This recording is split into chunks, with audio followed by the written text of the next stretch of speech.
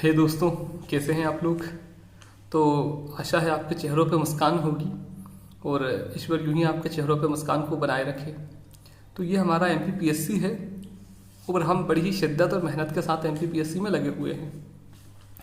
तो एक्चुअल में ये समय हमारे होमवर्क सेशन का है और जिसमें होता यह है कि आप लोग पढ़ते हैं और मैं यह सिर्फ आपको यहाँ से बताने की कोशिश करता हूँ कि आप इस चीज़ को पढ़ लें।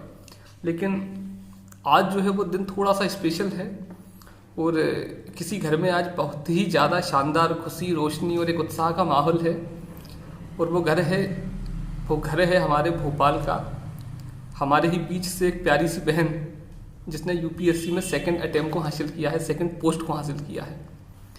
तो सिविल सर्विसेज की तैयारी, और अगर हम इसके बारे में थोड़ी सी बात ना करें तो कहीं ना कहीं ये हमारे साथ अन्याय होगा। और आप लोगों भी इस प्रकार की घटनाओं को सुनेंगे, समझेंगे तो हो सकता है थोड़ा सा आप में भी उत्साह आए। तो आज का जो सेशन है वो पूर्णतः इस पर आधारित है कि आपकी पढ़ाई किस लेवल पे है और आप लोग क्या सीख सकते हो इनसे।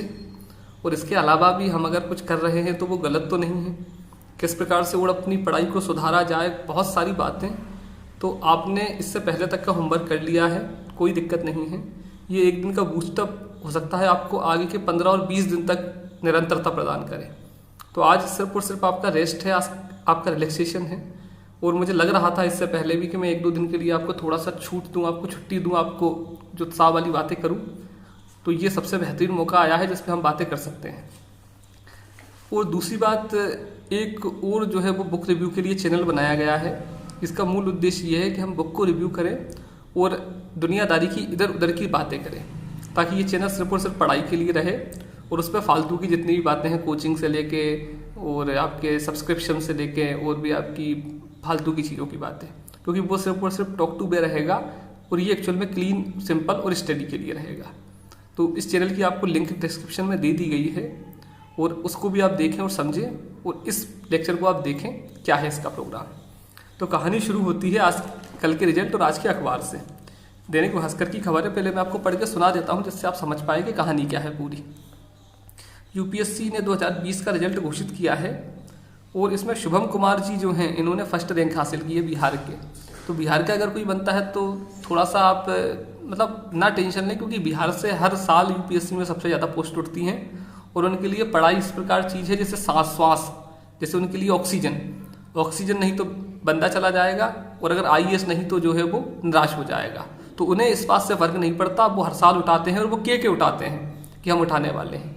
साउथ से अगर कोई बंदा उठाता है तो वो के उठाता है कि वो उठाने वाला।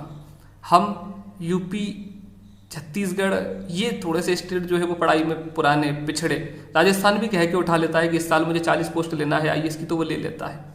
तो हम तो सिर्फ और सिर्फ बात करने वाले हैं हमारी जो बहन बनी है जिनका नाम क्या है, जागृति। तो सुन लेते हैं, पहले मैं खबर आपको पढ़ के सुना दूं तो आपको सुनने में मज़ा आएगा, फिर हम बाकी बातें करेंगे। तो खबर ये है कि सिविल सर्विसेज में जाने की बात कहीं ना कहीं, ये सब वो बता रही हैं जागृति जी कि क्या है उनका पूरा मैटर, कि सिविल सर्विसेज में जाने की बात कहीं ना कहीं मन में काफ़ी पहले से थी, लेकिन ये ख्याल उस वक्त और भी ज़्यादा मजबूत हो गया जब बीएचईएल भोपाल में काम कर रही महिलाओं को देखती थी। ऐसा लगता था कि इनको आगे बढ़ाने के लिए कुछ करूं, मगर क्या करूं। इस सवाल पर सिविल सर्विसेज ही सोचता था। 2017 में मेरिट से पास हुई, मेरिट वहाँ पे कॉलेज है फेमस, तो बीएचईएल के कैंपस प्लेसमेंट में मुझे जॉब मिल गई। 94,200 रुपये की सैलरी मिलती थी, मतलब 1 लाख रुपए के लगभग। 2019 में जॉब के साथ पहला अटेम्प्ट दिया, पहला पेपर दिया, प्रीलिम्स नहीं निकाल पाए, तो अंदाजा हो गया कि ये एग्ज़ाम आसान नहीं है। फिर क्या था, जॉब छोड़ दी और वापस उस तरफ लौटने के सारे रास्ते बंद कर दिए, मतलब अब आपको प्राइवेट नौकरी नहीं मिल पाती। जब आपके पास दूसरा कोई रास्ता ना बचा तो आप हजारों मुश्किलों के बावजूद कठिन सफ़र पार कर जाते हैं। ये हमारे लिए बस यही हुआ। 2017 में, अब अपने परिवार की स्थिति बता रही हैं कि 2017 में जब मेरा भाई सुयश नीट की परीक्षा की तैयारी कर रहा था, तब से हमारे घर में टीवी नहीं था। सीखने वाली बात है कि 2017 में जब उनके भाई ने तैयारी शुरू की नीट के लिए, नीट क्वालिफाई एग्जाम के लिए, तो हमारे घर पे उस समय तक टीवी रख दिया था या हटा दिया था या बंद कर दिया था। पेरेंट्स ने, घर वालों ने डिसाइड किया कि पढ़ाई में टीवी डिस्टर्ब करता है या पढ़ाई में डिस्टर्ब होता है इसलिए टीवी नहीं लेना है। मतलब हम भी नहीं देखेंगे और तुम भी नहीं देखोगे, तो ये पेरेंट का सेक्रीफाइस, ठीक है। उसकी नीड क्लियर हुई तो 2019 में टीवी लेने, मतलब तो फिर बात आई कि अब टीवी ले सकते हैं, तो 2019 में मैंने जॉब छोड़ दी और फिर टीवी खरीदने का जो प्लान था ड्रॉप हो चुका। अब दोबारा टीवी नहीं ली। अब घर में कोई पढ़ने वाली नहीं थी, मतलब अब कोई पढ़ने वाला नहीं था बच्चों में, तो हम बेशक टीवी खरीद सकते थे, लेकिन घर वालों को यही लगा कि अब ये तैयारी कर रही हैं तो ऑब्वियसली बात फिर दोबारा ये डिस्टर्ब करेगी टीवी। हमारे पेरेंट्स डॉक्टर सुरेश चंद्र अवस्थी और माता का नाम है मधुलता अवस्थी ने काफ़ी सेक्रीफाइस किए हैं। माँ ने हमारी पढ़ाई के लिए जॉब छोड़ दी। इनकी माँ स्पोर्ट टीचर थी, मगर वर्किंग अगर वो काम करने जाती तो ऑब्वियसली बच्चों को घर के काम करना पड़ता, इसलिए इन्होंने नौकरी छोड़ दी और बच्चों पर पूरा ध्यान दिया। और हमारे वो चाहती थी कि हम सिर्फ पढ़ें, इसलिए हमारे पास भी उनके सपने साकार करने से बड़ा कोई लक्ष्य नहीं था। तो ऐसा बताया है जागृति जी ने। और ये एक्चुअल में भास्कर आपके प्रिंट मीडिया का था, और कुछ और भी महत्वपूर्ण इन्होंने बातें बताई हैं, और ये 5 बातें हमारी काम की हैं। जागृति जी 5 टिप्स देती हैं निकलने के लिए हर बंदे को। तो पहला तो निकल के आता है क्लियर ऑफ गोल। आपका माइंड सेट डिसाइड रहे, आपका लक्ष्य, आपका ध्येय, आपका उद्देश्य निर्धारित रहे, बार बार शब्दों के साथ, मौसम के साथ, गानों के साथ बदलाए नहीं। कंसिस्टेंसी, लगातार, निरंतरता, धारा प्रवाह, एक सीध में काम करना, कंसिस्टेंसी। जैसे कि कोहली हर मैच में शतक मारने वाली स्थिति, जैसे कि धोनी हर मैच में शतक मारने वाली स्थिति, ऐसे आप लगातार काम करें। तीसरा निकल के आता है practice can a man perfect. तो प्रैक्टिस आप समझ पाते हैं, निरंतरता के साथ अभ्यास, उसी काम को बार बार करना, ठीक। उसके बाद आता है एक्शन। तो एक्शन ये है बस ख्याली पुलाव ना पकाना, और जो भी आपने सोचा है उसे करके दिखाना। और फिर आता है नेवर गिव अप, कि छोड़ा ना जाए उसे, कभी छोड़ ना सकें, या फिर कभी भी उसके प्रति आप मन में ये न लाएं कि बस जो है वो अब ये अंतिम है। तो ये तो कहानी हुई है उनकी, और अब हम इससे कोशिश करेंगे कि हम इससे क्या सीख सकते हैं, और दूसरी बात हमने इसको अभी तक किस प्रकार से इम्प्लीमेंट किया है। तो यहाँ तक अगर कोई बच्चा ऐसे सुनता है तो ऑब्वियसली बात जो है वो कहीं ना कहीं पुराना हमसे टच में होगा, या फिर वो लगातार संपर्क में है। तो अब आप समझ चुके हैं सारे प्रकार के बंदे जो मुझसे जुड़े हुए हैं, इसके अलावा भी जो बंदे इसको लेक्चर को पहली बार देख रहे हैं। अब हम यहाँ से हमारी स्थिति को तैयार करते हैं, हमारा जो काम है उसको तैयार करते हैं। तो कहानी ये है मेरे भाई, तैयारी आप कर रहे हो MPPSC की, और तैयारी का लेवल आप इस बात से लगा सकते हो अंदाजा कि मात्र और मात्र 350 या 400 पोस्ट उन्होंने डाली हैं, और प्री का आप इस बार रिजल्ट देख लेना, कम से कम 71, 72 और 70, फिर भी 71 मिनिमम कट ऑफ है। ये इतने से कम नहीं जाएगा। पेपर कितना भी कठिन आए, पेपर कितना भी खराब आए, और 71 पे आपकी कहानी खत्म है। इसी के बाद कहानी शुरू होगी। तो हम क्या समझे, हम ये समझे हैं कि अगर 70 से कम आपके नंबर आते हैं तो आपकी कोचिंग वाला फेल है, आपको पढ़ाने वाला फेल है, आपके सब्सक्रिप्शन वाले फेल है, आपके माता पिता इसके साथ फेल है, आपका मार्गदर्शक इसके साथ फेल है, और आप भी इसके साथ फेल है। आज की स्थिति में आप अगर 3 साल से तैयारी कर रहे हो और आपके नंबर 70 से कम हैं, तो आपकी तैयारी 0 है, 0 है। हो सकता है आपको आगे 1 साल तैयारी और करना पड़े, हो सकता है आगे आपको 2 साल और तैयारी करना पड़े। जिस बंदे के इस साल 70 नंबर आ चुके हैं वो यह माने कि उसके पोस्ट बहुत ही करीब है, क्योंकि जब तक रिजर्वेशन का डिसाइडेशन नहीं हो जाता तब तक तुम्हें कम से कम 3 से 4 महीने मेंस को पढ़ने मिलेंगे, और आपने अगर मेंस निकाल लिया तो पोस्ट और आपके बीच का एक और रास्ता जो है वो पूरा हो जाएगा। तो इन सारी बातों को कहने का तात्पर्य है कि सिर्फ और सिर्फ तुम्हारे हाथ में है, तुम अपनी स्थिति को कैसे बदल सकते हो, कैसे परिवर्तित कर सकते हो, कैसे तुम चेहरों पे खुशी ला सकते हो, और कैसे तुम अपना मुरझाए हुए चेहरे के वजन को लगातार ढो सकते हो। ना कोई तुम्हें निकला सकता है, ना कोई तुम्हें बता सकता है। बंदी में करेज था, फैमिली वालों का पूरा सपोर्ट था। 94,000 रुपये की नौकरी छोड़ देना, हम 9,400 की नौकरी लगवा लेते हैं और MPPSC को तार तार करके और रख देते हैं। हम 10,000 की नौकरी के लिए MPPSC की किताबें उठा के रख देते हैं, और 94,000 की नौकरी छोड़ देना। तो इस प्रकार का हौसला, जज्बा और जुनून बता देता है कि अगर ये UPSC भी नहीं बनती तो ये बंदी पता नहीं क्या कर जाती। UPSC में भी अगर इनका नहीं होता तो ये जिस जगह खड़ी हो जाती, लाइन इनके पीछे ही शुरू होती, क्योंकि इतनी हिम्मत बहुत बड़ी बात है। और हम अपनी अगर औकात की तुलना करें इनके साथ में तो ऑब्वियसली निकल के आता है कि हम में ऐसा कोई लक्षण नहीं है जिसकी वजह से हम MPPSC में क्वालिफाई के लिए सोचें। हम तो सभी अंग गुणहीन हैं। अगर सबको भी छांटा जाए तो उसके पास हो सकता है हम ही बचें। ये स्थिति है हमारी और ये स्थिति थी हमारी। लेकिन अब आप एक थोड़ा सा ये लेके आओ कि हमें मिले मुश्किल से मुश्किल 90 दिन। 25 जुलाई का आपका पेपर, 25 जुलाई, 25 जून, 25 सितंबर और उससे पहले का 1 महीना। हम लोग सिर्फ और सिर्फ मात्र 3 महीने से मिले हैं। और आप ये मुझे बता दो एक बार कमेंट करके कि इन 3 महीने में आपकी पढ़ाई में इतना सा भी इम्प्रूवमेंट हुआ है या नहीं हुआ है। मैं शब्द बहुत बड़ा शब्द है, बहुत जिम्मेदारी वाला शब्द है, मैं तो कहता ही नहीं हूं कभी मैं। लेकिन फिर भी आप थोड़ा सा एक बार कमेंट करके बता दें कि भगवान की कृपा आप पर हुई है, मुझ पर हुई है, किसी न किसी प्रकार से जो भी कुछ हुआ है, किसी की भी वजह से आप में थोड़ा सा भी इंप्रूवमेंट हुआ है या नहीं हुआ है। ऑब्वियसली बात मेरी आशा ऐसी है कि हाँ में ऑप्शन आएगा, नहीं में भी आ सकता है। हाँ में अगर ऑप्शन आता है तो आप इस बात को अब समझें कि ये जो आपने पढ़ाई की है ये एकमात्र पढ़ाई का रास्ता है और इसी प्रकार की पढ़ाई मुश्किल से 7 महीने या 8 महीने MPPSC क्लियर है। उसका शेड्यूल 1 साल का इसलिए है क्योंकि 1 साल की तैयारी में ही वो निकल जाती है। अगर लंबे समय तक हम डटे हुए हैं तो कारण सिर्फ इतना है कि गलती उस टीचर की है, गलती उस कोचिंग की है, गलती तुम्हारी मेहनत की है। अगर वो 1 साल में पूरी परीक्षा लेता है तो अगले साल नए बंदे के लिए लेता है, वो तुम्हारे लिए नहीं लेता है। तुम तो उस पर अड़े हुए और टिके हुए हो, तो ऑब्वियसली बात तुम्हारी जिम्मेदारी ज्यादा है अगर तुम दूसरा अटेम्प्ट दे रहे हो तो जितने भी बंदे अभी तक नहीं निकाल पाए हैं, क्योंकि समझाने का स्तर 3 प्रकार का है, एक तो मूर्ख बंदा, एक अल्पज्ञ बंदा और एक ज्ञानी बंदा। ज्ञानी बंदा कमेंट भी नहीं करता है और पूरी बातों को एब्जॉर्ब कर लेगा, एक कपड़े की तरह सोख लेगा सारी चीजों को। इसके जैसे चौक को लगाते हैं शाई पे तो शाई सोख लेती है केशी कद्म, पता भी नहीं चलने देगा और इसको उठा लेगा। मैं उसे नहीं भी बताना चाहता हूं तो भी तुम्हारे चक्कर में वो इन चीजों को उठा लेता है, बन जाएगा और बात भी नहीं करेगा। और अच्छी बात भी है, अप्रत्यक्ष रूप से भी अगर किसी की सहायता होती है तो ईश्वर ने मतलब कृपा मेरे ऊपर की।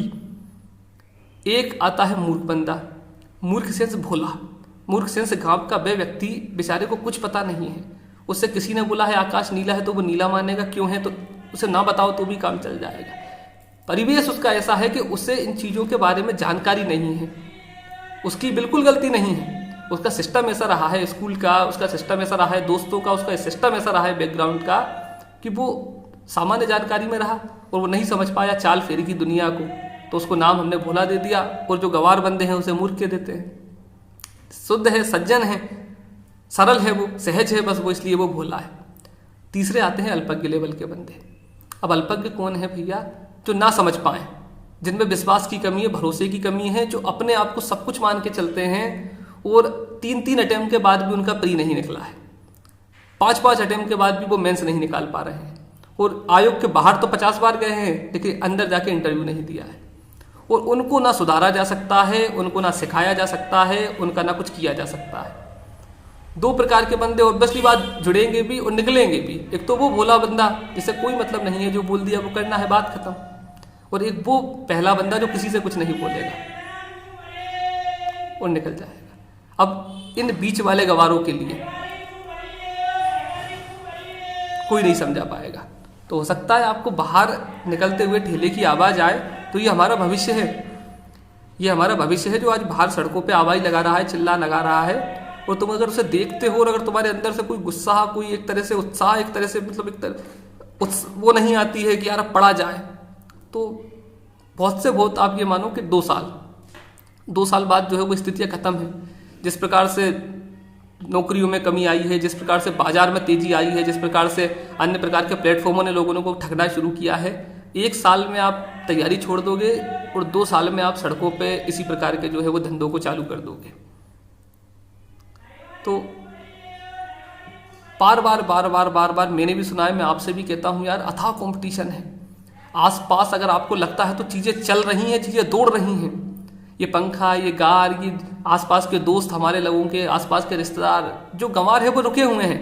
लेकिन वास्तव में कंपटीशन का दौर इतना तेज, इतना तीव्र, इतनी स्पीड से है, तुम पीछे रह जाओगे यार।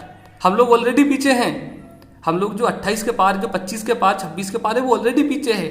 20, 22, 25 का बंदा जो है वो मुख्य धारा में है, बहुत पीछे रह जाएंगे यार अगर अब भी जो है तुमने पढ़ाई शुरू नहीं की तो इसको पुनः मैं मुद्दे पे आऊँगा। अब आप उस बात पे दोबारा आओ कि हम लोग मिले हैं, उसके बाद से तुम्हारी पढ़ाई में इम्प्रूवमेंट हुआ है या नहीं। तुम ये ऑप्शन करोगे, उसके बाद में आगे की बात सुनोगे। अब तुम ये सोचो कि मैडम ने ये बोला है कि क्लियर ऑफ द गोल, तो एक निश्चित बात है कि हमारा गोल क्लियर नहीं है। हम प्री के टाइम प्री पढ़ेंगे, मेंस के टाइम मेंस पढ़ेंगे, इंटरव्यू के टाइम क्लियर ऑफ गोल, तो ये निश्चित बात है कि हमारा गोल क्लियर नहीं है। हम प्री के टाइम प्री पढ़ते हैं, मेंस के टाइम मेंस पढ़ते हैं, इंटरव्यू हम सबसे पहले पढ़ लेते हैं। कांस्टेबल का पेपर आएगा तो पूरी दुनिया कांस्टेबल देगी, हम सबसे आगे खड़े होंगे, सब पेपर हम देंगे दुनियादारी के। और गोल हमारा बस इतना क्लियर है कि अगर पीएससी का पेपर आ गया तो पीएससी दे देंगे। और तो भैया ऐसे बंदों के लिए बहुत बहुत शुक्रिया। आप कोचिंगें भी चलवाओगे और आप जो है वो सब्सक्रिप्शन भी लिखवाओगे और आप जो है वो मूर्ख भी बनोगे। और समझदार टीचर आपको खिलाता जाएगा, झिलाता जाएगा, जो भी पेपर आएगा वो वही पढ़ाएगा। कारण क्या रहेगा? क्राउड बनाना। और कारण क्या रहेगा? आप लोगों को गंवार बनाना। और ये बात बिल्कुल आप याद रखें कि गधों के सिर पे सींग नहीं होते। हम सब में से ही कुछ गधे हैं। कांच में वो खुद को भी देखेंगे तो समझ नहीं पाएंगे कि वो गधे हैं, लेकिन एक्चुअल में वो गधे हैं। तो समझो क्या कि गोल को क्लियर करने का तात्पर्य ये नहीं है कि यार तुम एक पेपर को गंवारों की तरह पढ़ो। गोल को क्लियर करने का तरीका ये है कि आप समझें कि एक्चुअली में मुझे पीएससी करना है।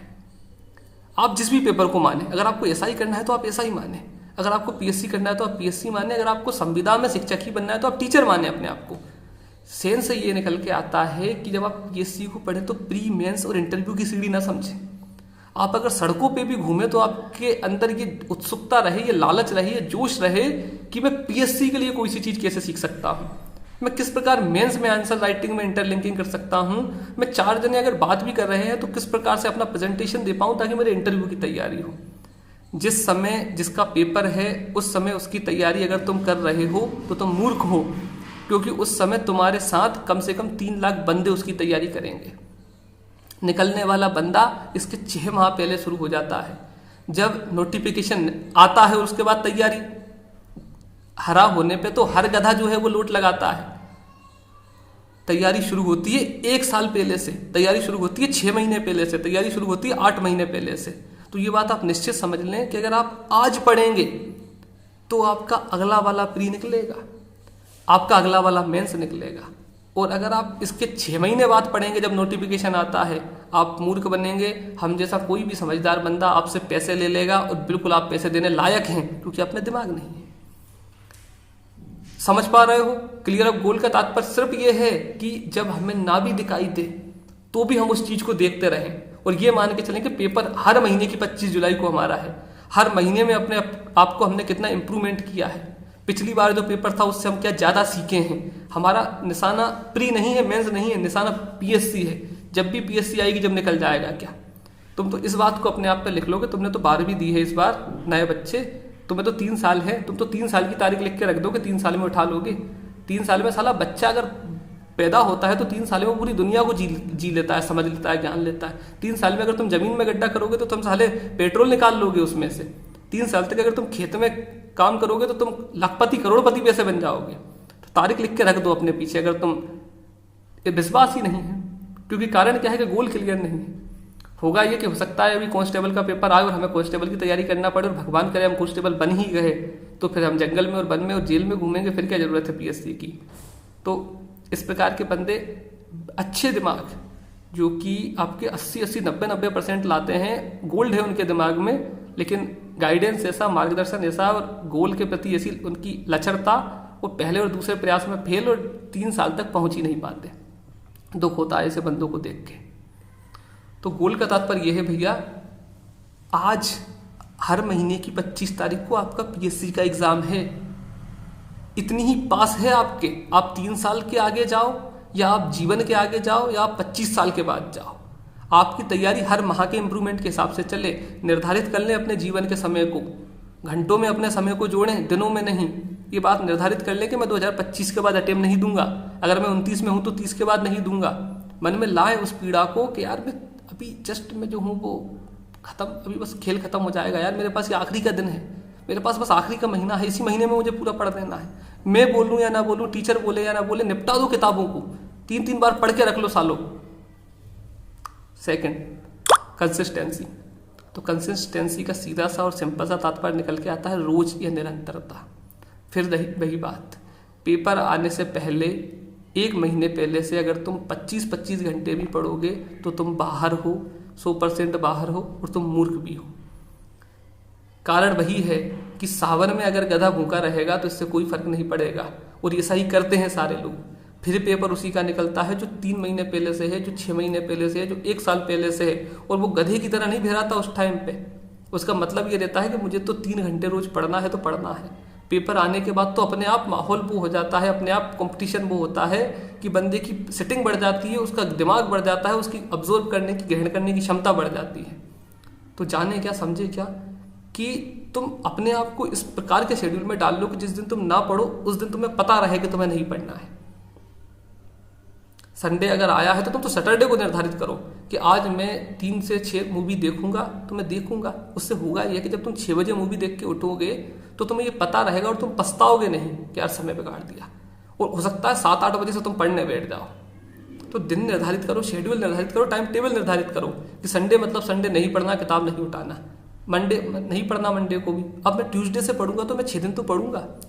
डिप्रेशन का कारण क्या है? बार बार कि तुम्हें ये पता ही नहीं है कि कब पढ़ना है, और पढ़ नहीं पाते, उस कारण से फिर आगे पढ़ने बैठते हो तो पुराना दिन याद आता है कि यार कल बिल्कुल नहीं पढ़ा, परसों बिल्कुल नहीं पढ़ा, अब क्या करेंगे पढ़ के। 8-8 दिन का गैप हो जाता है, तो कोई नहीं पढ़ पाता। मैं भी डरता हूँ, मैं भी घबराता हूँ, मैं भी किताबें रख देता हूँ ताकि, लेकिन मुझे उस समय पता है कि नहीं, आज मेरी छुट्टी थी, 2 दिन बाद दोबारा उठाएंगे। जोश रहता है, उत्साह रहता है, 4 दिन 5 दिन फिर पढ़ते हैं वीक में। तो समझेगा पहली बात कि गोल उद्देश्य ना दिखे तो इसका तात्पर्य ये नहीं है कि वह है नहीं। तुम जब कमरे में घुसो तो तुम्हें 3 जगह पीएससी दिखे, तुम्हें घर वाले दिखे तो तुम्हें पीएससी दिखे, जब तुम आटा पिसाने जाओ, गेहूं पिसाने जाओ और कोई की कार निकल जाए तो तुम्हें पीएससी दिखे। मतलब तुम गोल के प्रति इतने सजग रहो कि तुम्हें हर चीज में पीएससी दिखे। और ये मान के चलो हर महीने की 25 तारीख को पेपर है, अगर तुम बोलोगे तो मैं हर महीने 25 तारीख को तुम्हारा एक खराब सा पेपर ले लूंगा, धमाकेदार, जिसमें तुम्हारे 60 नंबर से ज्यादा नहीं आएंगे।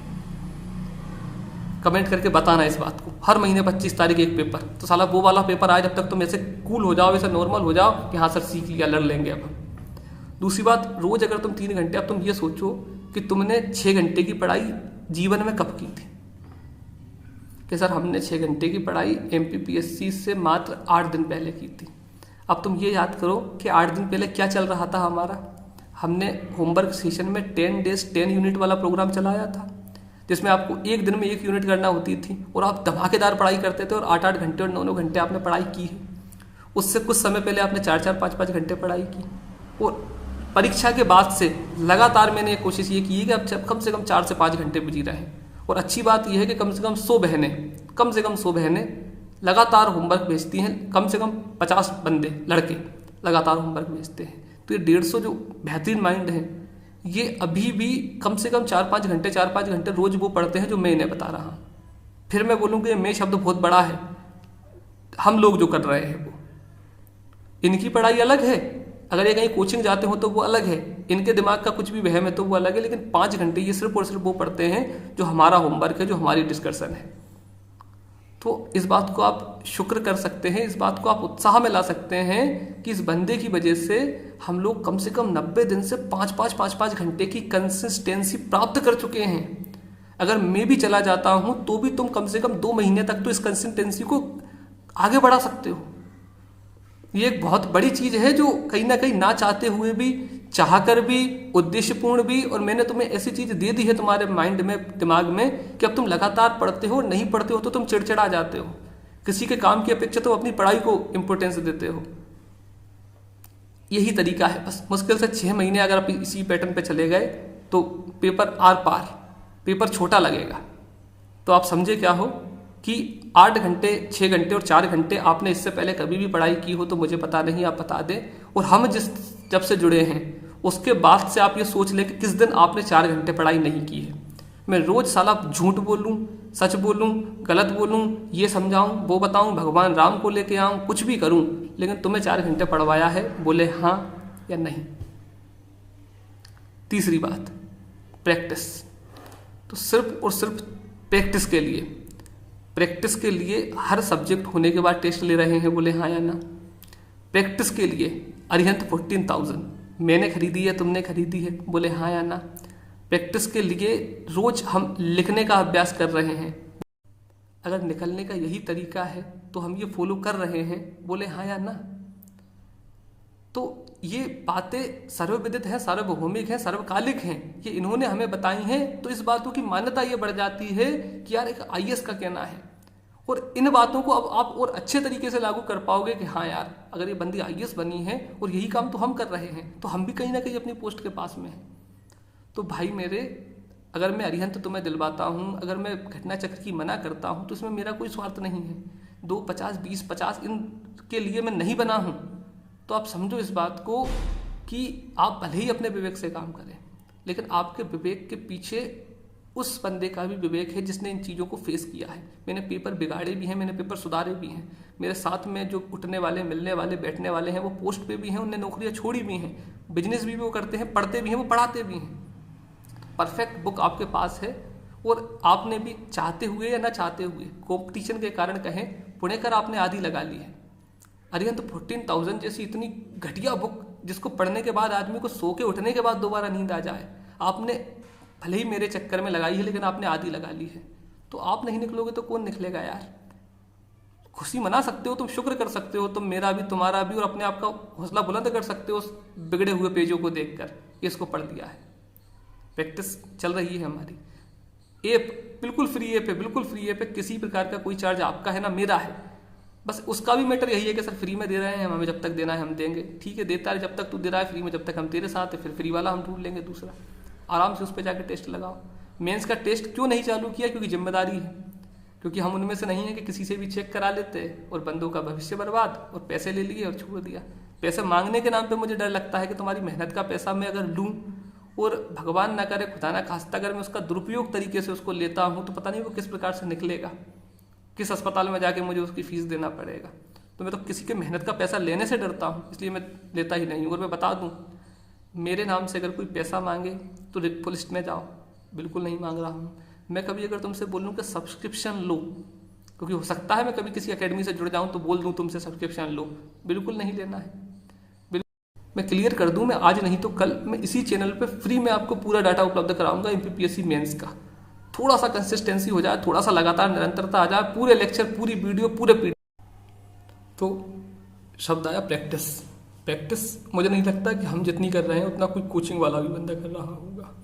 प्रैक्टिस में जितना हम होमवर्क करते हैं, जितने हम ऑब्जेक्टिव लगाते हैं, जितनी देर तक हम पढ़ते हैं, असंभव है कोई पढ़ रहा हो, और कोई पढ़ रहा हो तो अच्छी बात है भैया, बहुत अच्छी बात है, कोई पढ़े, हमसे जुड़े या ना जुड़े, कोई पढ़े। दूसरा इसके बाद निकल के आता है एक्शन। तो एक्शन दो तरफा है भैया। इससे पहले भी आप एक्शन में थे लेकिन आप में सुस्ती थी, इससे पहले भी मैं एक्शन में था, लेकिन ये रिजल्ट हमारे लिए एक पेट्रोल की तरह है। ये बात आप समझ लो कि जब भोपाल में कोई रहने वाली हमारी बहन बन सकती है, तो हो सकता है कि छिंदवाड़ा में रहने वाला कोई भैया भी बन जाए। तुम भी बन सकते हो, मैं भी बन सकता हूँ, और कोई भी बंदा जो है वो बन सकता है। नॉर्मल बात निकल के आती है। मेहनत जो भी करेगा वो बन जाएगा। मेहनत का सिर्फ और सिर्फ एक परिणाम है, वो है सफलता, आज नहीं तो कल।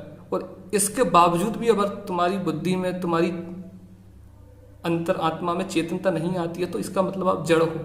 किसी भी रिजल्ट को देखकर भी अगर आप में पुनः उत्साह नहीं आता है, तो इसका मतलब आप जो हो वो एक दिखावे में हो या एक सिर्फ छलावे में हो।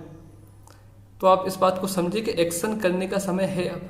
अगर अब आपको लगता है कि मैं परीक्षा के टाइम पढ़ूंगा, मैं बिल्कुल लिफ्ट नहीं दूंगा उन बंदों को जो उस टाइम मुझसे जुड़ने वाले हैं, जो अभी लगातार जुड़े हैं, मैसेज करते हैं, कहीं ना कहीं व्हाट्सएप पे संपर्क है, या बात वगैरह भी मैं कभी किसी से कर लेता हूँ, तो उसका पेपर निकलाने की जिम्मेदारी रहेगी मेरी। पेपर से पहले अगर उसे दिक्कत आएगी, परेशानी आएगी, समस्या आएगी, तो मैं क्लियर बोलूँगा कि उस दिन का लेक्चर देख और इसे ऐसे कर हैंडल। और उसी दिन आके अगर कोई बोलेगा कि सर हम भी सर कर लेते हैं, सर हमारे भी हम ये कर लेते हैं, वो कर लेते हैं, तो भैया तू कर ले, हमारे चक्कर में मत पड़ भाई, हम बहुत आगे निकल चुके हैं। तेरे चक्कर में पूरा लेक्चर बर्बाद हो जाएगा, और जो है वो इतना समय किसके पास है, इतना दिमाग किसके पास है कि तुझे बार बार समझाया जाए। तो आप सुरक्षित माने अपने आप को कि अगर आप इतने समय से जुड़े हो तो ईश्वर की कृपा है हमारे ऊपर, और अगर उसने हमें मिलाया है तो सीधा सा एक उद्देश्य है कि सबका काम एक साथ हो जाए। इसमें किसी प्रकार का ना कोई छलावा है, और वो नहीं, अगर मन में मेरे पाप होता, या आप अगर थोड़े से भी मलिन होते तो हो सकता है हम मिल ही ना पाते। हमारे मिलने का कारण ही सिर्फ ये है कि उसने सोचा है कुछ, और उसने सोचा है तो ऑब्वियसली बात फिर वो करवा देगा, वो जैसे भी करवाए। लास्ट में निकल के आता है नेवर गिव अप। तो इस बात को अगर मैं कहता हूँ किसी से कि सर तैयारी कर लूँ क्या, दोबारा मैं तैयारी छोड़ दूँ क्या सर, या फिर पढ़ाई शुरू कर दूँ क्या, तो ये तो शब्द नॉर्मल है कि शुरू कर दूँ क्या, क्योंकि हाँ आज से आप चालू करने वाले हो। लेकिन सर मैंने बीच में छोड़ दी थी तैयारी, या बीच में सर मैं छोड़ दूँ क्या, तो आप ये बिल्कुल मान लें कि जिसके मन में अब छोड़ने का प्लान आया है उसने कभी पीएससी को किया ही नहीं है। तुम ये बिल्कुल मत सोचना कि तुम पीएससी को छोड़ रहे हो, पीएससी ने तुम्हें लात मार के बाहर निकाला है, और इस बात का भी संकेत दिया है तुम्हारे दिमाग को कि भाई तेरे तो बस की बिल्कुल भी नहीं है। तुम बिल्कुल इस बात को मत सोचना कि तुमने छोड़ा है। मतलब जैसे चैनल पे मैं भी कहता हूँ, जैसे किसी ने अगर लेक्चर नहीं देखा मेरा, तो वो मन में ये सोचेगा कि आज का लेक्चर छोड़ दिया मैंने। भाई तूने नहीं छोड़ा लेक्चर, तेरे इतने दिमाग ही नहीं है कि तू झेल पाए बातों को। मैं बात करता हूँ किनकी, एक तो भोली पार्टी है, एक समझदार पार्टी है। तुम अपने आप में इस प्रकार के अल्पज्ञ हो कि तुम इन चीज़ों को अब समझना तुम्हारा बंद हो चुका है। तुम्हारे पास नए नए विचार के आने लगे हैं कि यार ये तो परेशान करता है, ये तो बार बार माँ बाप की बात करता है, बार बार पढ़ाने की कह देता है। तो इसका तात्पर्य बस इतना निकल के आता है कि अब तुमने बहाने ढूंढना शुरू कर दिया है, और अब तुम्हारा दिमाग शिथिल हो चुका है। इससे ज़्यादा तुम ना खा सकते थे, और ना तुम्हारी औकात है, और ना तुम्हारे अंदर इतना दिमाग है। तो कभी पीएससी किसी को नहीं भगाती, पीएससी किसी को कोई नहीं छोड़ता। पीएससी लात मार के बाहर निकाल देती है कि भाग, पढ़ाई छूट जाती है। बहाना किसी प्रकार का हो सकता है कि सर शादी हो गई इसलिए नहीं पढ़ पाया, कि सर ये हो गया तो नहीं पढ़ पाया, वो सब बहाने हैं। लेकिन एक्चुअली में पीएससी ने तुम में लात मार दी है कि यार तुझ में कमी है, तू अंदर मत आना। मतलब निरी बेइज्जती के साथ, ये बस समझना कि ईमानदारी के साथ धुतकार के बिल्कुल भग, वो वाली स्थिति यही लेक्चर के साथ है। अगर तुम किसी दिन नहीं देख पाए हो तो तुम्हें क्या लगेगा कि तुमने नहीं देखा। मैं कमेंट की बात करता हूँ इसी आधार पे कि तुमसे मैंने पूछा कि तुम मध्य प्रदेश के सभी 11 के 11, वो तो सरल है 11 के 11, कम से कम आप 20 राष्ट्रीय अभ्यारण्यों के नाम लिखो। मध्य प्रदेश में जो अभ्यारण्य पाए जाते हैं उनके आप 20 नाम लिखो। तो तुम्हारे दिमाग में क्या ऑप्शन आएगा, अरे क्या लिखना है यार। भाई वो ऑप्शन नहीं है, वो कंपलसरी है। जिसको याद होगा वो लिख देगा, जिसको याद नहीं भी होगा वो देख के लिख देगा, और एक शुद्ध उत्तर दे देगा कि सर सॉरी मैं नहीं लिखता। लेकिन तीसरा जिसके मन में ये आया है कि मैं हाँ लिखूं या ना लिखूं, भाई तुम लिख ही नहीं सकते। कमेंट करने में अगर तुम नहीं करते हो तो इसका तात्पर्य बस इतना है कि तुम उसे करने वाली बात नहीं, तुम चाह नहीं रहे हो, तुम कर ही नहीं सकते, क्योंकि तुम्हें 20 के 20 याद नहीं है। हम बहाना बना लेते हैं कि इच्छा नहीं है, ये मन हमें पागल बनाता जाएगा और हम पागल बनते जाएंगे, और घोषित मूर्ख हैं हम लोग। लेकिन दिक्कत क्या है कि हम इंसानों के बीच में तो गधे छुपे हुए हैं, और गधों के सिर पे सींग नहीं है। तो ना मुझे पता चल पा रहा है वो गधा है, ना तुम्हें पता चल पा रहा है वो गधा है, और ना उसे पता है वो गधा है। लेकिन ये प्रकृति, ये समय, ये आयोग समय के साथ सब बताता चलता है, और अपने आप गधा अपनी आवाज़ में बोलेगा, या तो कुछ ना कुछ वो ऐसी हरकत कर देगा कि वो समझ जाएगा कि यार मैं गधा निकल गया, मैं मूर्ख निकल गया। मैं बार बार क्यों यूज़ करता हूँ मूर्ख, मुझे कोई पता चलेगा कि तुम में से मूर्ख कौन है। लेकिन इन परिस्थितियों के अनुसार वो अपने आप को समझ जाएगा कि यार ये मुझसे कह रहा है, ये तो तुम ही हो बिल्कुल। समझे क्या हो कि अगर तुमने पीएससी को छोड़ने का प्लान बनाया है, नेवर गिव अप की बात है, तो तुम बिल्कुल मत मानो कि तुमने छोड़ा है। तुमने उसने तुम्हें लात मार के बाहर निकाला है। पीएससी वो नशा है, छूटेगा ही नहीं।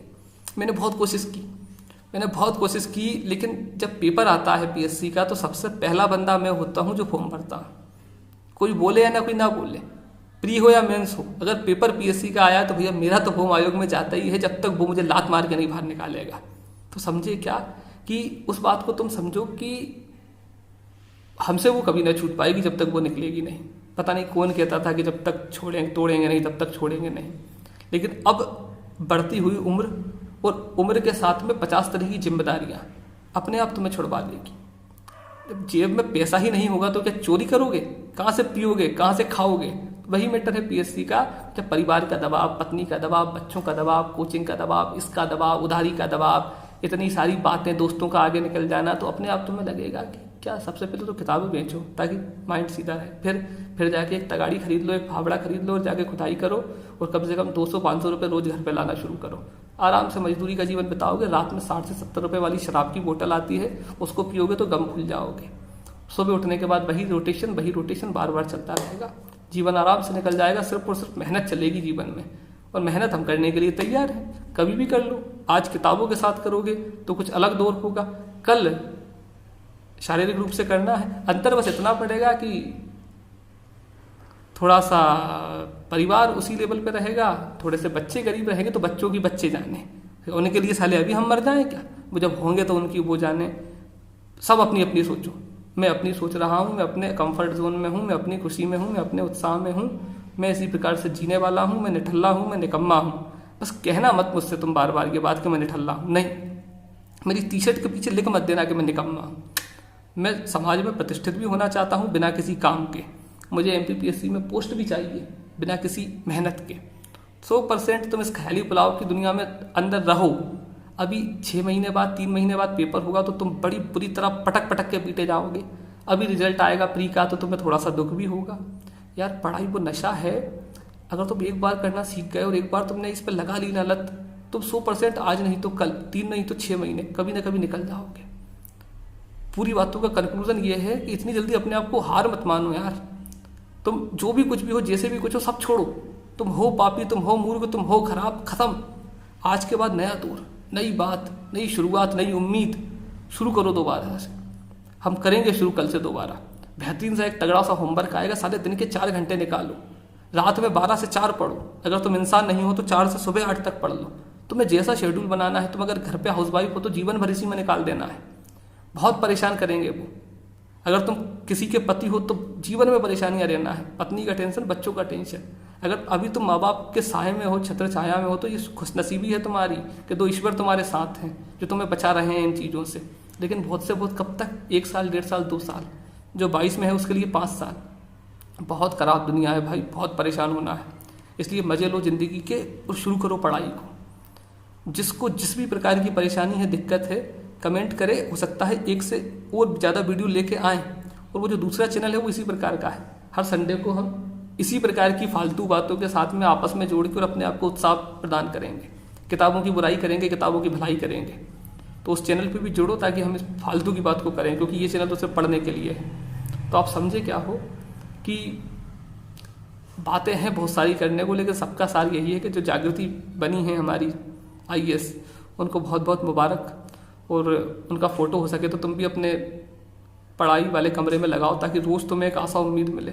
रोज़ सुबह उठने के बाद अपने माता पिता से आशीर्वाद लो ताकि वो दिन में एक बार तो सोचे कि कम से कम मेरा बेटा DSP बने। उनका सोचना भगवान को भी सोचने पे मजबूर करेगा। और रही बात मेहनत, इन सब के बावजूद में सिर्फ और सिर्फ कौन बन सकता है? तो तुम। अगर तुम्हारे हाथ में छाले पड़ जाते हैं लिख लिख के तो ये खुशनसीबी है हमारी। अगर पढ़ पढ़ के तुम्हें लोग बुरे लगने लगे हैं तो ये खुशनसीबी है। अगर पढ़ने के बाद तुम्हारी चिड़चिड़ाहट आती है, अगर तुम्हें कोई पढ़ने से रोके तो तुम उसे मारने फिरो, तो ये अच्छी बातें हैं। तो अपने आप को समय दो और 6 महीने आप पढ़ो। और 6 महीने के बाद फिर तुम चाहोगे या ना चाहोगे, अपने आप तुम मुख्य धारा से अलग हो जाओगे, क्योंकि नदी बहती है तो कचरा बाहर हो जाता है। तो देखिए अपने माता पिता के चेहरों को, ले उनसे आशीर्वाद और कर दिखाओ कुछ ऐसा कि दुनिया बनना चाहे आपके जैसा।